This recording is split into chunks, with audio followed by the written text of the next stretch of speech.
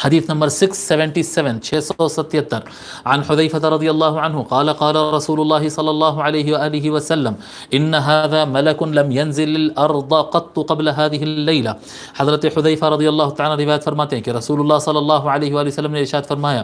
بے شک یہ ایک فرشتہ ہے جو آج سے پہلے کبھی زمین پہ نہیں آیا۔ حضرت حذیفہ کو حضور صلی اللہ علیہ وسلم فرشتہ دکھا رہے تھے جی، حضرت حذیفہ کو حضور صلی اللہ علیہ وسلم ایک فرشتہ بتا رہے تھے، اور بتا کر یہ کہہ رہے تھے،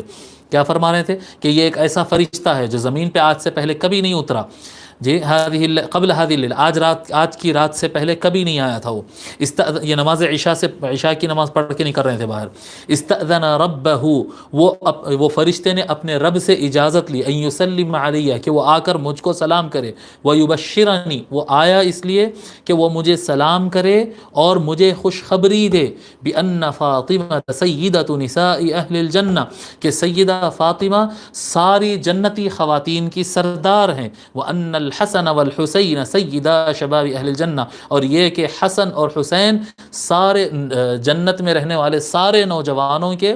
جنتی نوجوانوں کے یہ سردار ہے۔ یہ مجھے سلام کرنے اور یہ خوشخبری دینے کے لیے یہ فرشتہ زمین پہ آیا، اس سے پہلے یہ فرشتہ نہیں آیا تھا۔ اس حدیث کو امام ترمذی اور امام نسائی اور امام احمد نے روایت کیا۔ حضرت عبداللہ ابن عباس رضی اللہ تعالیٰ عنہ فرماتے ہیں